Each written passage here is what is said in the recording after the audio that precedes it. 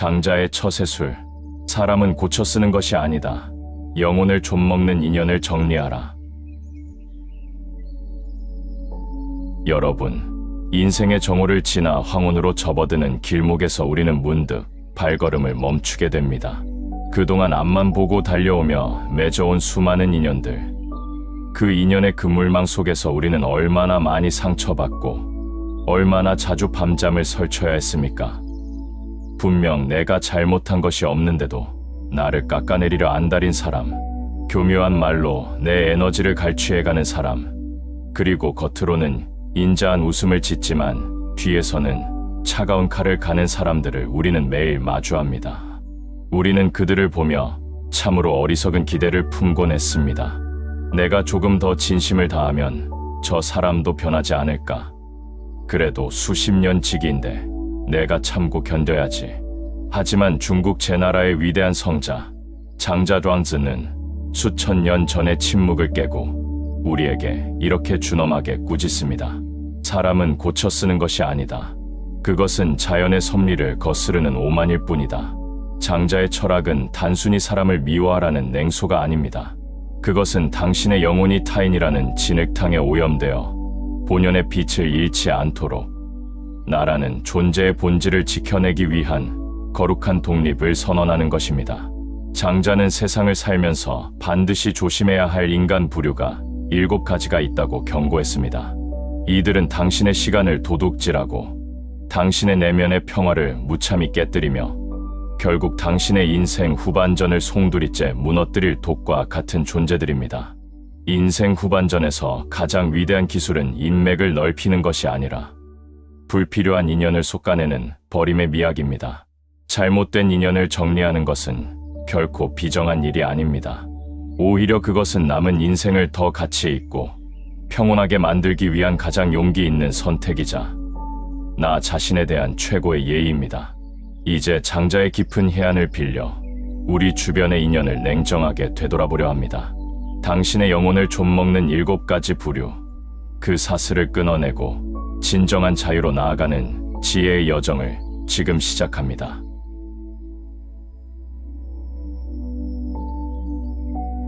장자가 첫 번째로 지목한 경계 대상은 바로 주착입니다. 주착 조저이란 무엇입니까? 말 그대로 주인이 되어 붙어 있다는 뜻입니다. 자기 인생의 주인도 아니면서 남의 인생의 주인 노릇을 하려 드는 자들을 말합니다. 그들은 남의 일에 시시콜콜 참견하고 묻지도 않은 조언을 융단 폭격처럼 쏟아내며 당신의 삶을 자기 입맛대로 주무르려 합니다. 이들은 항상 선이라는 가면을 쓰고 나타납니다. 이게 다 너 잘되라고 하는 소리야. 내가 인생을 살아보니 이건 이렇더라고. 하지만 여러분, 그 말의 본질을 꿰뚫어 보십시오. 그것은 사랑이나 걱정이 아닙니다. 타인의 경계를 무단 침범하여 자신의 우월감을 확인하고 상대를 자신의 통제 아래 두려는 천박한 권력욕의 발현일 뿐입니다. 장자는 이 주착의 어리석음을 설명하기 위해 유명한 바다새의 비유를 들었습니다. 옛날 노나라 임금이 궁궐 안으로 날아든 진귀한 바다새를 보고 크게 기뻐했습니다. 임금은 이 새를 지극정성으로 대접하려 종묘로 데려가 술을 권하고 최고의 고기를 바치며 화려한 음악을 연주해 주었습니다. 하지만 결과가 어떠했습니까? 새는 어지러움과 슬픔에 잠겨 단 한 점의 고기도 먹지 못하고 사흘 만에 숨을 거두고 말았습니다. 임금은 자신의 기준으로 최선을 다했지만 새의 입장에서는 그것은 죽음에 이르는 고문이자 폭력이었습니다. 우리 주변의 주착꾼들이 바로 이 노나라 임금과 같습니다. 그들은 당신의 영혼이 무엇을 진정으로 원하는지, 당신이 어떤 고독을 사랑하는지 전혀 관심이 없습니다. 오직 자신의 기준과 잣대를 당신의 목에 들이밀며 당신이 그 틀에 맞지 않을 때 당신을 실패자나 모자란 사람 취급합니다. 당신의 자녀 교육, 투자, 심지어 노후 계획까지 간섭하며 당신의 평온을 깨뜨립니다. 이들과 대화하고 나면 왠지 모를 불쾌함과 자존감의 하락을 느끼는 이유는 명확합니다.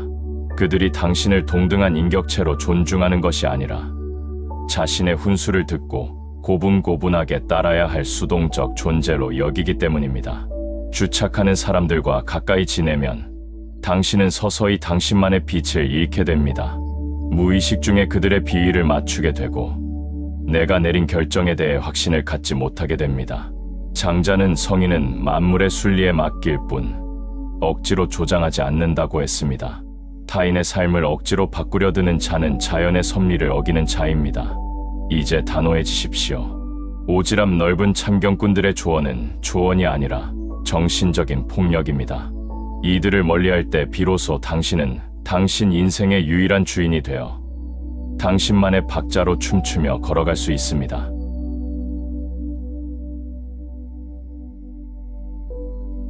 두 번째로 장자가 당부한 경계의 대상은 아첨하는 자들입니다. 장자는 일찍이 진실은 투박하고 거짓은 화려하다는 만고의 진리를 설파했습니다.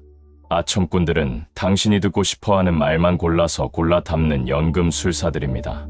그들은 당신의 치명적인 허물은 교묘히 가려주고 당신의 사소한 성취를 우주만큼 부풀려 당신의 판단력을 마비시킵니다. 그들의 말은 혀끝에서 꿀처럼 녹아내리지만 그 끝에는 반드시 당신의 심장을 찌를 독이 묻어 있습니다.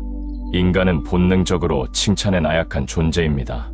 누군가 나를 지켜 세워주면 뇌에서는 환희의 도파민이 샘솟고 나를 칭찬하는 그를 진정한 안목을 가진 사람이라고 착각하게 됩니다. 아첨꾼들은 바로 이 인간의 근원적인 약점을 귀신같이 포착합니다. 장자는 이들을 두고 자기 이익을 위해 타인의 비위를 맞추는 자는 결국 타인을 파멸의 벼랑 끝으로 떠미는 자라고 경고했습니다. 한번 냉정하게 생각해 보십시오. 그들이 당신에게 쏟아내는 그 화려한 찬사가 정말 당신의 인격에 감동해서 나오는 것입니까? 아닙니다. 당신이 가진 사회적 지위, 당신의 주머니에 든 재산, 혹은 당신이라는 다리를 건너 얻을 수 있는 정보가 목적일 뿐입니다. 그들에게 당신은 존중받아야 할 인간이 아니라 탐스러운 과실이 열린 나무에 불과합니다. 과실을 다 따먹고 나면 그들은 미련 없이 도끼를 들고 나타날 것입니다. 아첨꾼들의 가장 소름 끼치는 진실은 상황이 변했을 때 드러납니다. 당신이 힘이 있고 빛날 때 발바닥이라도 핥을듯 굴던 자들이 당신이 곤경에 처하거나 평범한 소시민의 자리로 내려오는 순간 가장 먼저 당신의 이름을 지우고 등에 칼을 꽂습니다. 역사 속 수많은 현자가 몰락한 이유는 적의 정면 공격 때문이 아니라 곁에서 달콤한 노래를 부르며 눈과 귀를 멀게 했던 아첨꾼들의 장막 때문이었습니다. 장자는 군자의 사귐은 물처럼 담백하여 영원히 변치 않지만 소인의 사귐은 단술처럼 달콤하여 금세 썩어버린다고 했습니다. 물은 아무런 맛이 없지만 우리의 생명을 유지해줍니다. 반면 단술은 마실 땐 흥겹지만 결국 몸과 마음을 병들게 합니다. 진정한 인연이라면 당신이 흙탕물로 걸어 들어갈 때 바지가랑이를 붙잡고 말려야 합니다. 하지만 아첨꾼은 당신이 늪에 빠지고 있어도 그 진흙팩이 피부에 참 좋아 보이십니다라며 박수를 칩니다. 지금 주변을 둘러보십시오. 당신을 향해 무조건적인 찬사만 보내는 이들이 가득하다면 당신은 현재 가장 위험한 고립 상태에 놓인 것입니다. 아첨꾼을 정리하는 것은 외로워지는 일이 아닙니다. 그것은 당신의 왜곡된 현실 감각을 바로잡고 거품 속에 숨어있던 진짜 나를 대면하는 용기 있는 출발입니다. 달콤한 독배를 내던지고 맹물 같은 진실을 선택하십시오.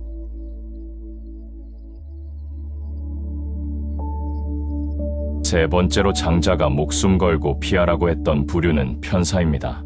편사란 무엇입니까? 사물의 한 면만을 보고 그것이 전체인 양 떠벌리거나 이 사람에게는 저 사람의 흉을 보고 저 사람에게는 이 사람의 허물을 전달하며 인간관계를 산산조각 내는 이들입니다. 이들은 타인의 갈등과 불행을 자양분 삼아 자라나는 관계의 암세포들입니다. 장자는 천하의 모든 재앙은 혀끝에서 시작되어 만인을 파멸로 이끈다고 했습니다. 편사를 일삼는 자들은 진실에는 관심이 없습니다. 아니, 그들에게 진실은 오히려 방해물입니다. 사실이 아닌 거짓이나 왜곡된 정보가 더 자극적일 때 그들은 그것을 마치 절대적인 진리인 양 포장하여 유포합니다. 그들의 대화는 항상 이건 비밀인데 너한테만 말하는 거야. 사실 그 사람 실체가 이렇다더라는 식의 음습한 폭로로 가득 차 있습니다. 이들의 목적은 소통이 아닙니다. 오직 이간질을 통한 파괴입니다.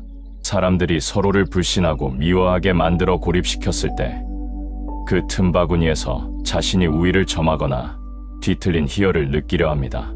심리학적으로 보면 이들은 지독한 열등감과 내면의 결핍에 시달리는 자들입니다. 본인의 삶이 황폐하고 건조하기 때문에 타인의 정원을 짓밟아 진흙탕으로 만드는 데서 자신의 존재의 의미를 찾는 것입니다. 이들은 당신 앞에서 세상에 둘도 없는 아군인 척 연기합니다.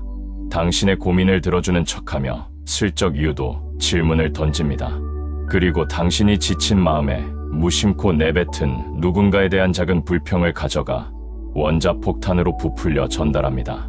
나니까 너를 생각해서 말해주는 건데 저 사람이 사람들 앞에서 너를 그렇게 무시하더라.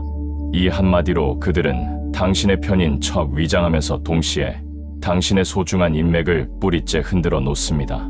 장자는 진실된 사람은 말이 적어 침묵의 무게를 알지만 간사한 사람은 말이 번지르르 하여 그 끝에 가시를 숨긴다고 했습니다. 편사꾼들과 함께 지내면 당신의 영혼은 서서히 부정적인 에너지에 감염됩니다.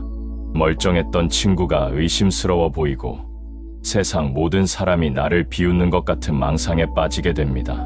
사람은 고쳐 쓰는 것이 아니라는 장자의 말은 바로 이 편사꾼들에게 가장 뼈아픈 교훈이 됩니다.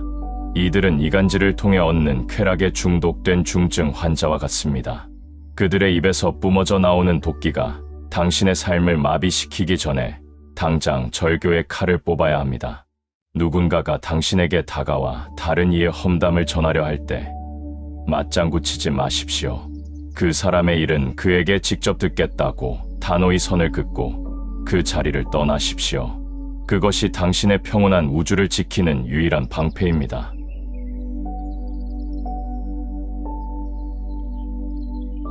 네 번째 부류는 붕당입니다.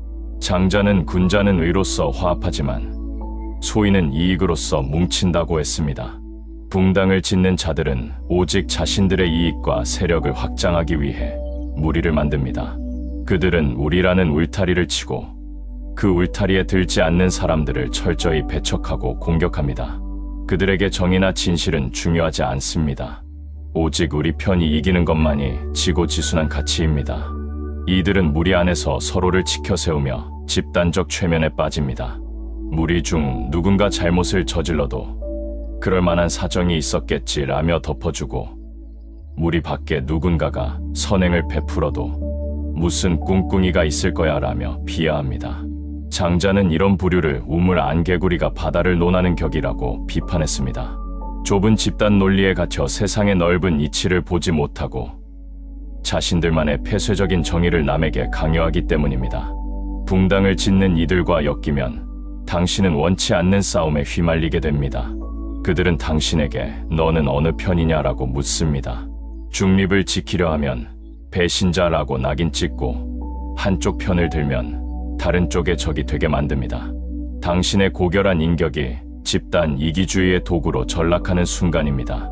장자는 성인은 무리 짓지 않으나 소외되지 않고 홀로 서 있으나 외롭지 않다고 했습니다. 진정으로 강한 사람은 무리의 뒤에 숨지 않습니다. 당신의 자존감을 무리 속에 매몰시키지 마십시오. 끼리끼리 뭉쳐 편을 가르는 자들을 멀리할 때 당신은 비로소 천하를 품는 대인이 될 수 있습니다.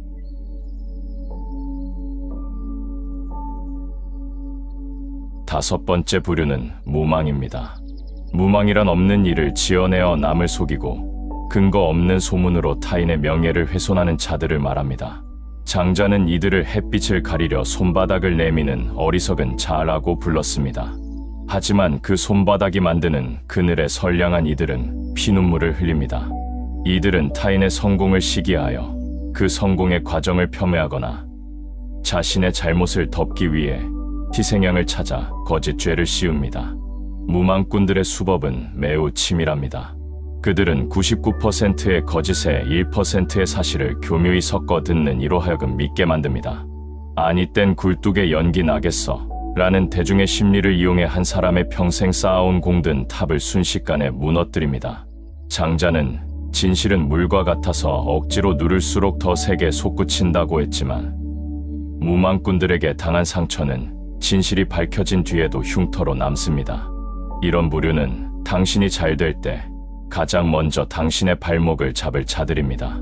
그들은 당신의 작은 실수 하나를 심소봉대하여 당신을 파렴치한 인간으로 둔갑시킬 준비가 되어 있습니다. 그들과 함께하는 것은 언제 터질지 모르는 시한폭탄을 품고 사는 것과 같습니다. 남의 허물을 지어내어 말하는 자의 입에는 당신의 허물도 이미 장전되어 있습니다. 그들의 거짓된 혀가 당신의 명예를 더럽히기 전에 그들과의 모든 연결고리를 끊으십시오. 침묵하는 진실이 소란스러운 거짓보다 강하다는 것을 행동으로 보여주어야 합니다.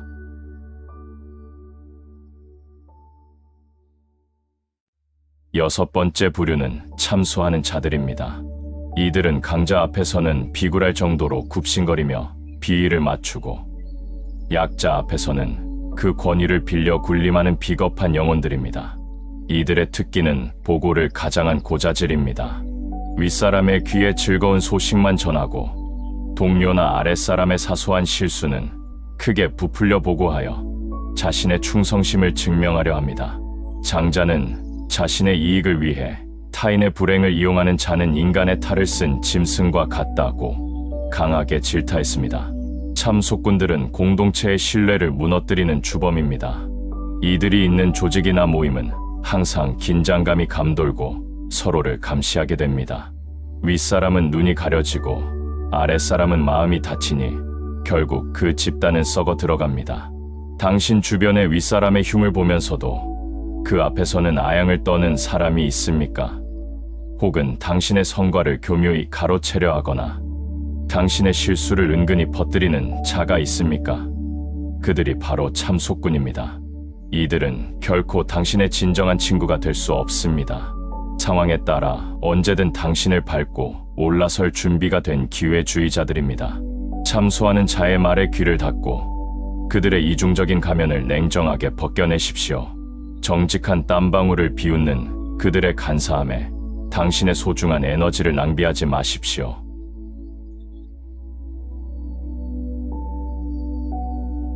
마지막 일곱 번째 부류는 간사한 자들입니다. 장자는 이들을 가장 대하기 어렵고 무서운 부류라고 꼽았습니다. 간사한 자는 겉으로는 세상 천사 같은 표정을 짓고 부드러운 말투를 사용합니다.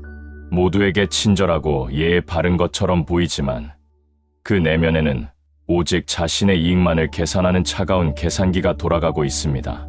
이들은 결정적인 순간에 당신을 버립니다. 당신이 필요할 때는 모든 것을 내줄 것처럼 굴다가도 당신이 더 이상 쓸모없어지거나 자신에게 해가 될 것 같으면 눈 하나 깜짝하지 않고 당신을 외면합니다. 그들의 미소는 사냥꾼의 덫과 같습니다. 먹잇감이 덫에 걸릴 때까지 가장 평화로운 풍경을 연출하기 때문입니다. 장자는 겉모습에 속지 마라. 물에 깊이는 겉에서 알 수 없고 사람의 마음은 위기의 순간에야 드러난다고 했습니다. 간사한 자를 가려내는 법은 간단합니다. 그가 이해관계가 없는 사람이나 약자를 대할 때의 태도를 보십시오. 또한 자신에게 이익이 되지 않는 일에 얼마나 진심을 다하는지 관찰하십시오. 간사한 위선자들은 결코 손해보는 짓을 하지 않습니다. 그들의 화려한 포장지 뒤에 숨겨진 차가운 속내를 직시하십시오. 겉과 속이 다른 자들과의 인연을 유지하는 것은 당신의 진심을 쓰레기통에 던지는 것과 같습니다. 이제 그 가면 무도회를 끝내십시오.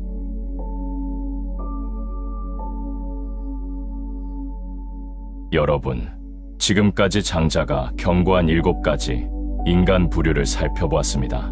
주착, 아첨, 편사, 붕당, 무망, 참소, 그리고 간사까지. 이들의 공통점은 무엇일까요? 바로 진실이 없고 오직 욕망만이 가득하다는 것입니다. 그들은 당신의 인생이라는 밭에 도단한 잡초와 같습니다. 잡초를 뽑지 않으면 곡식은 결코 제대로 자랄 수 없습니다. 사람은 고쳐 쓰는 것이 아니라는 장자의 말은 냉정하게 들릴지 모르지만 그것은 사실 우리 자신을 향한 따뜻한 위로입니다. 타인을 바꾸려 애쓰다 상처받고 지친 당신에게 이제 그만 놓아주어도 된다고 말해주는 것입니다. 잘못된 인연을 정리하는 것은 당신의 삶을 비워내는 과정입니다. 비워내야만 그 자리에 진정한 인연과 평온이 깃들 수 있습니다. 장자는 진정한 자유는 타인으로부터의 자유가 아니라 타인에 대한 집착으로부터의 자유라고 했습니다. 주변에 독이 되는 인연들을 하나둘 정리해 나갈 때 당신의 영혼은 비로소 가벼워지고 당신만의 길을 선명하게 볼 수 있게 됩니다. 남은 인생, 이제는 누구를 위해 살지 마십시오. 오직 당신 자신의 고결함을 지키고 당신을 진심으로 존중하는 이들과 함께 물처럼 담백한 삶을 사십시오. 오늘 이 장자의 지혜가 여러분의 소란스러운 마음을 잠재우고 더 당당하고 평화로운 인생의 후반전을 여는 단단한 지팡이가 되기를 소망합니다. 고독을 두려워하지 마십시오. 잘못된 인연과 함께하는 소란함보다 홀로 서 있는 고요함이 훨씬 더 위대하고 행복합니다. 여러분의 삶을 응원합니다.